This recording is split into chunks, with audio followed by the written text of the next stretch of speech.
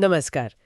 आज हमारे पास कुछ ऐसे स्रोत हैं जो दुनिया की काफी दिलचस्प तस्वीर दिखा रहे हैं। तकनीक और कानून के बीच की खींचतान है, अंतर्राष्ट्रीय व्यापार के दांव पेच हैं, बिल्कुल। फिर हजारों मील दूर बसी भारतीय संस्कृति की जड़ें और मौसम के कुछ हैरान करने वाले मिजाज भी। हाँ, कई अलग अलग चीजें। तो आज कोशिश करते हैं इन बिखरी हुई कड़ियों को जोड़ने की और देखते हैं कि इनमें क्या खास है। बिल्कुल, आज हम यही पड़ताल करेंगे कि कैसे ये जो जनरेटिव एआई है वो रचनात्मकता और कॉपीराइट के बीच एक नई कानूनी जंग छेड़ रहा है। हाँ। फिर कैसे भारत वैश्विक व्यापार में अपने दांव चल रहा है और संस्कृति कैसे सरहदें पार करके भी जीती है। और वो मौसम वाला पहलू भी, जलवायु परिवर्तन के ये अप्रत्याशित चेहरे कौन से हैं। सही कहा। तो सबसे पहले बात करते हैं ये एआई और कॉपीराइट वाली। हाँ। स्रोते बता रहे हैं कि चैट जीपीटी जैसे जो एआई मॉडल्स है उन पर ये आरोप है कि वो लेखकों का कंटेंट मतलब बिना इजाजत के इस्तेमाल कर रहे हैं। और टेक कंपनियां कह रही हैं कि ये फेयर यूज है, न्याय संगत उपयोग। हाँ, फेयर यूज का तर्क दे रहे हैं वो। लेकिन ये तर्क कितना मजबूत है असल में? ये सवाल देखिए अमेरिकी अदालतों में भी गूंज रहा है। हाल ही में 2 अहम मामले सामने आए। एक था एंथ्रोपिक केस। अच्छा। उसमें जज ने माना कि एआई का उपयोग परिवर्तनकारी यानी ट्रांसफॉर्मेटिव हो सकता है, मतलब मूल सामग्री से कुछ नया बनाना। लेकिन साथ ही जज ने यह भी साफ कहा कि पायरेटेड किताबों से एआई को ट्रेन करना वो तो सीधा सीधा कॉपीराइट उल्लंघन है। अच्छा, ये फर्क महत्वपूर्ण है। बिल्कुल। और फिर दूसरा केस था मेटा का। वहां फैसला मेटा के पक्ष में गया। क्यों? क्योंकि लेखक ये साबित नहीं कर पाए कि एआई की वजह से उनके काम के बाजार को कोई सीधा नुकसान हुआ है। तो मतलब ये हुआ कि एआई कैसे कंटेंट इस्तेमाल करे और कैसे नहीं, इसकी कोई साफ लक्ष्मण रेखा अभी तय नहीं हुई है। बिल्कुल नहीं, अभी तस्वीर धुंधली है। ये तो रचनाकारों के लिए बड़ी अनिश्चितता की स्थिति है। निश्चित रूप से। और देखिए, अमेरिका में ही कम से कम 21 ऐसे मुकदमे चल रहे हैं अभी। 21? हाँ, और इनमें द न्यूयॉर्क टाइम्स जैसे बड़े नाम भी शामिल हैं। हाँ। भारत में भी, जैसा स्रोतों में है, ANI, the Indian express, Hindustan times, NDTV, ये सब मीडिया समूह कानूनी विकल्पों पर विचार कर रहे हैं। तो ये वाकई एक बड़ी चुनौती है। तकनीक का विकास और रचनाकारों के अधिकार, इनके बीच संतुलन साधना। हाँ, और ये सिर्फ मुआवजे की बात नहीं है, ये रचनात्मकता के भविष्य का भी सवाल है। सही कहा। अच्छा, अब जरा व्यापार के मैदान पर चलते हैं। हाँ। अमेरिका ने कुछ ऑटो पार्ट्स पर 25% टैरिफ लगाया और सुनने में आया कि भारत ने फौरन WTO में जवाबी कार्रवाई का ऐलान कर दिया है। ये क्या संकेत देता है? ये देखिए, ये दिखाता है कि भारत अब वैश्विक व्यापार नियमों को बहुत गंभीरता से ले रहा है और अपने हितों की रक्षा के लिए वो अब काफी मुखर है। भारत का तर्क सीधा है कि अमेरिकी टैरिफ WTO नियमों के खिलाफ हैं। और इससे नुकसान कितना हो रहा है?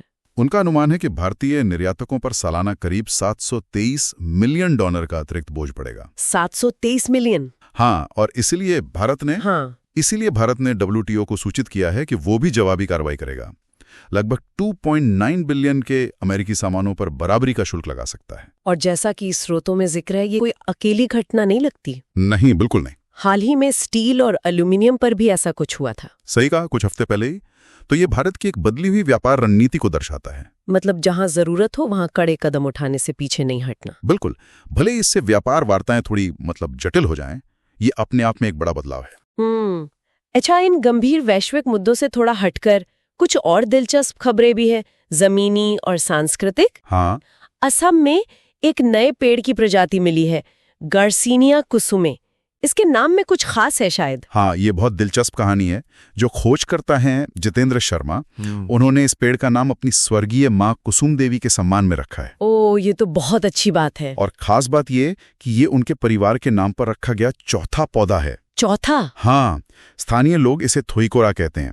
ये एक सदाबहार पेड़ है और इसके फल का इस्तेमाल शरबत बनाने से लेकर पारंपरिक इलाज जैसे डायबिटीज और पेचिश में भी होता है। वाह, प्रकृति और व्यक्तिगत सम्मान का कितना सुंदर मेल है ये। बिल्कुल। और यहाँ से हजारों मील दूर ट्रिनिडाड की कहानी तो और भी हैरान करने वाली है। हाँ, वो रामलीला वाली बात। हाँ, वहाँ आज भी रामलीला मनाई जाती है। ये कैसे संभव हुआ? देखिए, ये गिरमिटिया इतिहास का एक जीता जागता सबूत है। जब 1845 के बाद भारत से अनुबंधित मजदूर, जिन्हें गिरमिटिया कहते थे, वो त्रिनिदाद गए तो अपने साथ बहुत कम सामान ले जा पाए। लेकिन तुलसीदास की रामचरितमानस वो अपने साथ ले गए थे। अच्छा। और आज त्रिनिदाद की लगभग आधी आबादी भारतीय मूल की है। उनके लिए रामलीला सिर्फ एक नाटक नहीं, वो उनकी सांस्कृतिक पहचान का एक अहम हिस्सा है। कमाल है, इतने सालों बाद भी। हाँ, बेशक समय के साथ बदलाव आए हैं, संवाद शायद थोड़े सरल हो गए हों, मंचन का तरीका बदला हो, लेकिन कहानी की आत्मा वही है। ये दिखाता है कि संस्कृति कितनी लचीली और मजबूत हो सकती है ना? बिल्कुल बिल्कुल, सरहदें पार कर जाती है। और अंत में जरा मौसम के इस अजीब विरोधाभास पर बात करते हैं। हाँ, ये तो वाकई चौंकाने वाला है। जब दुनिया के कई हिस्से भयानक गर्मी झेल रहे हैं, दक्षिण अमेरिका में रिकॉर्ड तोड़ ठंड पड़ रही है। हाँ, जून के अंत में चिली और अर्जेंटीना, अंटार्कटिका को छोड़ दें तो दुनिया के सबसे ठंडे इलाके बन गए थे। सच में? हाँ, तापमान सामान्य से 10-15 डिग्री सेल्सियस नीचे चला गया था। और सबसे हैरान करने वाली बात, दुनिया का सबसे सूखा रेगिस्तान अटाकामा। हाँ, अटकामा डेजर्ट। वहाँ 10 साल में पहली बार बर्फ गिरी। अरे, बर्फ अटकामा में? हाँ। तो क्या इसे भी हम मतलब जलवायु परिवर्तन से जोड़कर देखें? हम तो ज्यादातर ग्लोबल वार्मिंग की ही बात सुनते हैं। स्रोत तो इसी ओर इशारा कर रहे हैं। देखिए, जलवायु परिवर्तन का मतलब सिर्फ औसत तापमान का बढ़ना ही नहीं है। अच्छा। इसका मतलब है मौसम का एक्सट्रीम पर जाना, चरम पर, चाहे वो अत्यधिक गर्मी हो या फिर ऐसी अप्रत्याशित ठंड। ये दिखाता है कि हमारा जो क्लाइमेट सिस्टम है वो कितना अस्थिर हो रहा है और हमें किन अनजान स्थितियों के लिए तैयार रहना पड़ सकता है। तो आज हमने तकनीक और कानून की नई सरहदों को देखा, वैश्विक व्यापार में बदलते समीकरणों को समझा, हाँ।